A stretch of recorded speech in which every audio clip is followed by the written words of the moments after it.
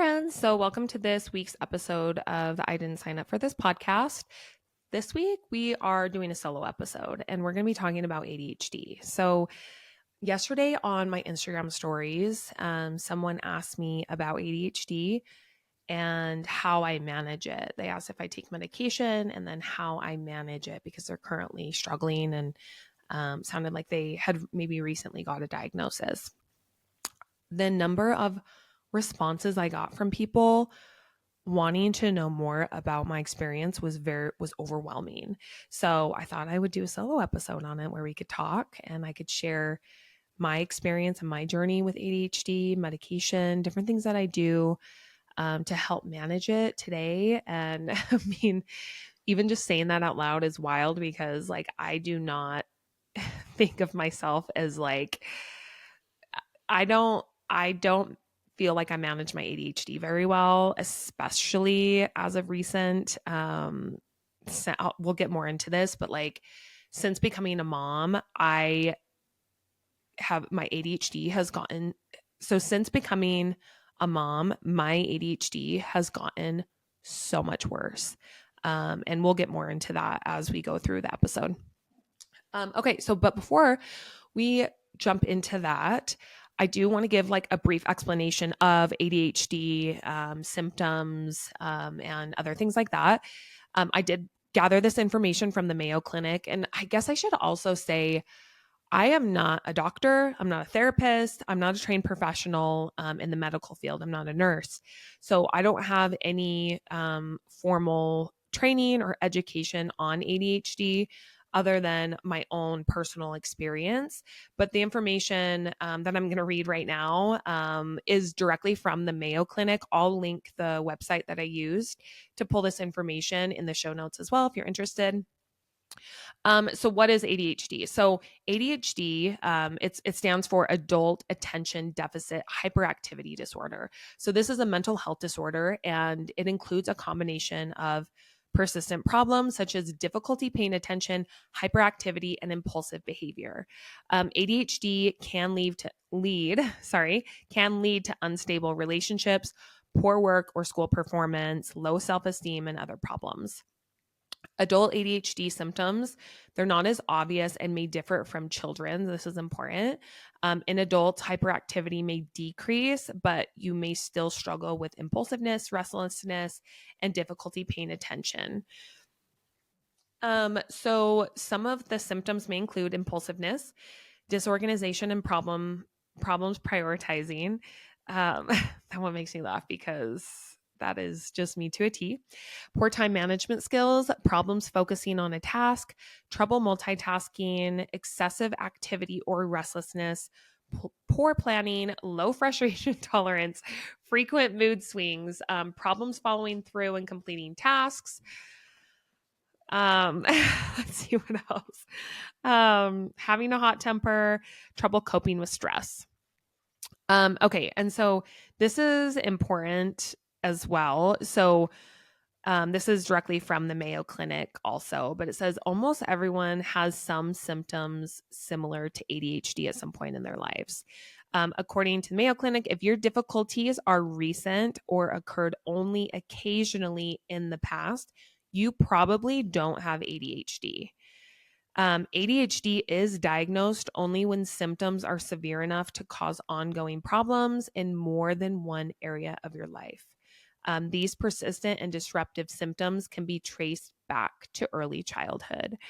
I feel like this is really important because in today's society, we live in such a fast-paced world, especially with the introduction of TikTok and Instagram Reels, where our attention does not last more than like 6 or 7 seconds. Like it is crazy. I've heard the statistic so many times before. And I know from my own personal experience on social media, I will see my analytics from TikTok and Instagram and it shows like when people drop off of a video and literally the number of people who make it past 7 seconds, it's like barely anyone. Like it's wild. Like we are in a culture that we are just swiping, swiping, swiping. And every video that we see on social media is unrelated or not, they're not close enough related. So I feel like your brain cannot process or comprehend the amount of information that we are taking in every single day. I feel like a lot of people, we talk a lot about ADHD. I feel like it's talked a lot about on social media. And I think people need to be really careful not to self-diagnose through social media. Just because you have some of these symptoms doesn't mean you have ADHD. You need to get diagnosed from a professional. Just because you can't focus doesn't mean that you have ADHD. You just need to be evaluated.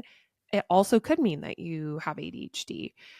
You just need to go and see a specialist and not self-diagnose based on information that you're seeing on social media, or yeah, just on social media, I guess. Okay. This is also important too. So it says diagnosis of ADHD in adults can be difficult because certain ADHD symptoms are similar to those caused by other conditions such as anxiety or other mood disorders. And many adults with ADHD also have at least one other mental health condition, such as depression or anxiety. I thought this was so interesting because we're going to get into this, I guess, my journey. We'll just transition into it. But I was diagnosed with ADHD before I was ever diagnosed with anxiety. I didn't have anxiety until my first daughter was born. I've talked about my postpartum experience a lot. But I was diagnosed with ADHD when I was either 18 or 19. So it must have been 2008 or 2009. It was when I was in college. When I went to college, I could not focus. I remember going in to the lecture halls and literally I could not sit there for more than 5 minutes without starting to think about something else, feeling extremely restless, like could not focus on anything. And it was extremely difficult. I do feel like it was like that through in middle school and high school, but I did pretty well in high school with grades and everything. But honestly, like my high school wasn't that hard. Like I never studied. I actually didn't learn any good like study habits in high school. I always just like basically just like winged it and was able to get like a decent enough grade. I wasn't a straight A student, but like I was, I was getting B's and occasionally an A. And so it just kind of like all evened out. But so I think that's why I never got diagnosed before college, is because my high school was just so easy and I got good enough grades. And then I know that ADHD shows up differently in girls versus boys, where boys, traditionally speaking, I think have more of that hyperactivity, and girls hide that. They have either they hide it or they don't. That symptom isn't as present in them. But I didn't have hyperactivity, but I just couldn't focus. But I didn't get diagnosed until I was in college. So I took medication. Let me talk about this actually. So my experience getting diagnosed was so funny because I went into my primary care doctor and was just like, "Oh, I'm having a hard time focusing. I'm in college and I can't sit through a lecture and I'm really struggling." So they had me fill out like this questionnaire. I think it was like 5 questions, maybe, just asking me different things about like, can I sit through a movie and not get up, or can I sit through a movie and pay attention? It was just like really simple questions like that. And then after I filled out that questionnaire and talked to my doctor, like I had the ADHD diagnosis. And looking back, I wish that I went to a psychiatrist and actually was like evaluated more in depth than just kind of a silly questionnaire. I'm not criticizing like our healthcare system. And again, it might be different now because this was in 2008, 2009. So it's been, a really long time. But looking back, I'm like, I don't know if I was properly diagnosed, especially because there's overlaps in different mental health conditions. And I have learned since going through therapy, being diagnosed with postpartum anxiety, having anxiety, living with anxiety. My therapist has told me, my psychiatrist, that I likely had very low grade anxiety before I had kids, but it was manageable and I was just high functioning and just it didn't impact my life the way that it does now. Um, and so that makes me wonder if like maybe I didn't have ADHD or maybe I don't have ADHD. Maybe it was just anxiety. Um, but I didn't realize it. It didn't show up in these extreme ways. I don't know. Who knows? And maybe I do have ADHD. I've been diagnosed. So it's just like, who knows? But I just wish that I got more of an evaluation by a psychiatrist and therapist rather than just answering 5 questions on a piece of paper saying that I had difficulty focusing. Um, so I took medication for about 7 years until like around when I was like 26. So it's right when we started family planning. I went off the medication because the medication that I was taking, it's a stimulant. And fun fact, my doctor told me that um, some ADHD medication, like the stimulants, is very similar to meth. It's only like one molecule different than actual like methamphetamine. Um, Again, I'm not a doctor, but my doctor did tell me that. Some of the side effects I had while on stimulant medication were like loss of appetite. I remember losing like a good amount of weight. I didn't really want to eat. Like there was some food just kind of had like a metallic-y taste to it. Sleep was a huge issue, especially at the beginning. Like I literally wouldn't sleep, or I would only get like a couple hours of sleep. Um, especially in the beginning, and then eventually it does like even out, but really like the first couple weeks, or if you ever go off of the medication, like you take a break or you don't take it on vacation or whatever, when you go back on it, I personally struggled with sleep. That's one of the big reasons why I'm like, oh, I don't think I could go on medication again, because the sleep is so important to me. Like I really prioritize like that 7 to 8 hours, and there is nothing better than just being able to sleep well. On the ADHD medication, like literally like falling asleep was a huge chore. Is like you had to just lay in bed for like a couple hours and like take a melatonin or a sleeping pill, or it was just, it wasn't good. And like now my lifestyle, I'm like, I don't think I could do that.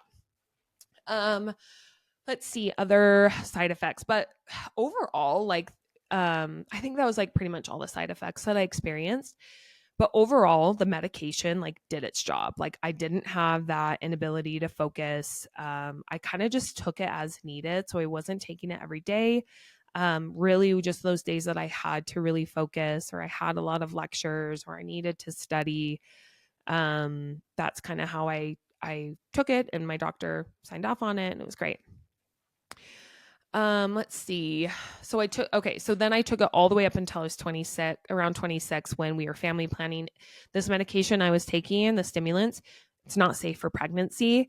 And so I stopped taking the medication all the way up until after I had my first daughter, and stopped breastfeeding. It was about a month postpartum. I was really struggling with postpartum anxiety, and I wasn't treated for it at that point. So I started taking my medication again, and it made my anxiety debilitating. Like it was debilitating before, but like there were days I literally thought I was going to die. So I immediately stopped taking it. And didn't take it again until after my second was born. And at this point I had been treated for anxiety. I was taking Zoloft, which is a medication that you can take for depression and anxiety. And I wasn't struggling with debilitating anxiety. It was like low level, but it was manageable. After I oh, after I stopped breastfeeding my second daughter, there was a short time where I started taking it again, and again the same things came up where it just caused me to have an extreme amount of anxiety. I wasn't sleeping even when the baby was sleeping. The sleep thing was a huge thing, especially after I became a mom. So basically, I just stopped taking it and haven't taken any medication for ADHD since. And so this has been 2 years. But even when I did take it those 2 times after having kids, I only took it for a month, not even a month, because like right away, like if it's working or not. It's not like an SSRI where you have to wait 4 to 6 weeks for it to work. Like I think like the extent, like the life of the medication, depending on what you are prescribed, there's like extended release or there are instant release, but I think that they last about 8 hours or so, longer for extended and then shorter for those um, um, immediate release. Oh, the other thing about ADHD medication, I didn't really experience this before I had kids as a side effect, but the other side effect I experienced after having kids was the come down. Like once the medication wore off, it was like I hit a freaking wall and I was irritable. I was snappy with my kids. I was exhausted, even though I couldn't sleep. Um, it really just, I feel like after I had kids, it really changed my personality and it made me really serious, more serious than like I normally am. Um, it just made me into a person I just didn't like, and then also caused the anxiety. So, anyway, long story short, long story long, I haven't taken the medication ever since. So, one other thing I want to talk about with ADHD is like there is a documentary on ADHD stimulants on Netflix. I actually recommend people watch this. So this came out, I think, after my second daughter was born, so like in 2017, I want to say, but it's called Take Your Pills. And it's kind of about the dark side of stimulant medication. Um, and it's very informational. I mean, definitely take it with like a grain of salt.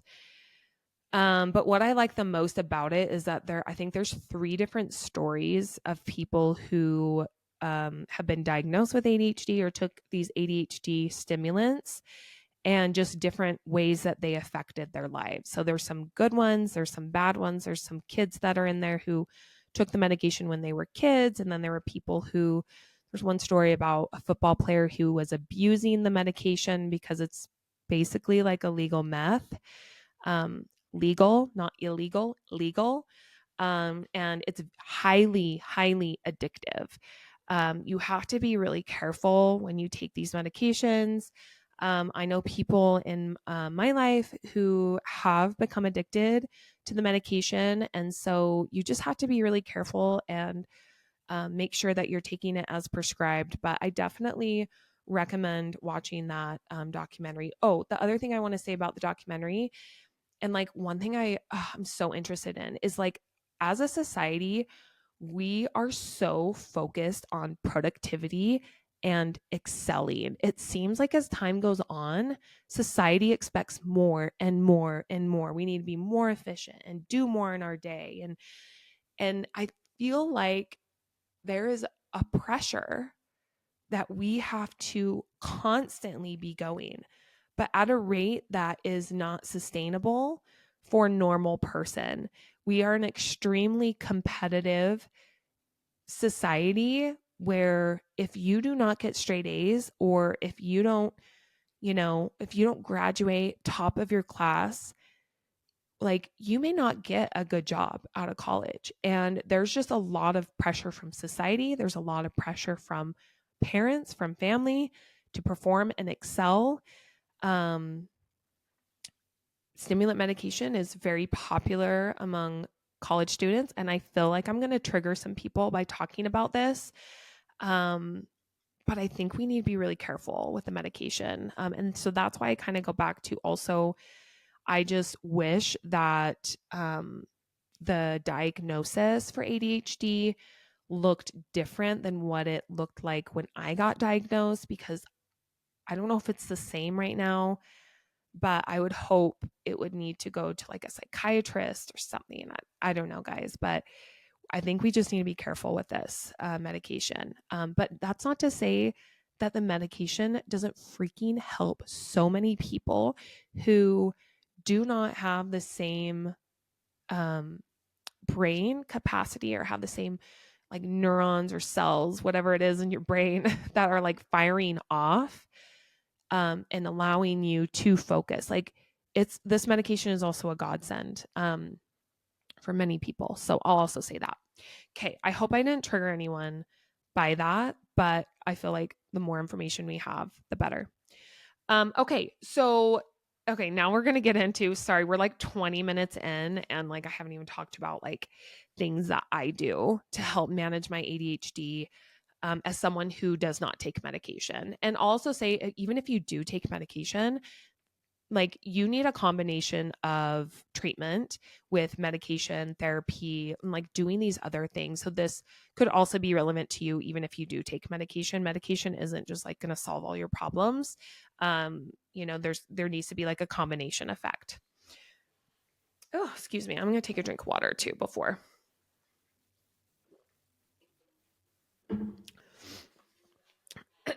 Okay. Okay, so tips and strategies for managing ADHD. Okay, so the first thing the number one recommendation that I have that I feel has really helped me manage my ADHD is to make a list.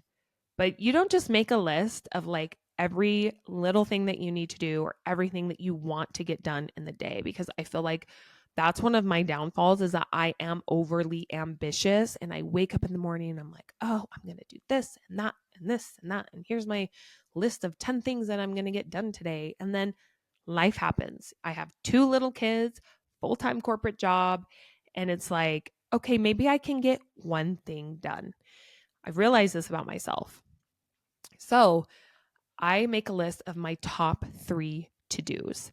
So I ask myself in the morning, what is the most important thing that I have to get done today? And then I list 2 smaller tasks. So for example, it could be that I need to finalize a project that I've been working on at work. That is my top priority because it's due. I have a deadline I need to meet. And then the 2 smaller tasks could be something like changing the laundry and ordering groceries, or cleaning out my closet. That actually seems like a big task, but I think you guys know like what I'm getting at. So choose 2 smaller tasks and then 1 big task. And you know what? If you get all of those tasks done and you still have time in your day, guess what? You're going to be able to think of something else to do. So, but don't overwhelm yourself with too many to-dos. I've talked about this on my social media, but I have designed a planner that really is specifically for moms or just people in general who easily get overwhelmed. I feel like the idea of a planner is so great, and so many people go out and like buy these planners and they want to do all the things. But then when you really sit down and start writing things out, I easily get overwhelmed. It's like the number of things that you have to fill out in these planners.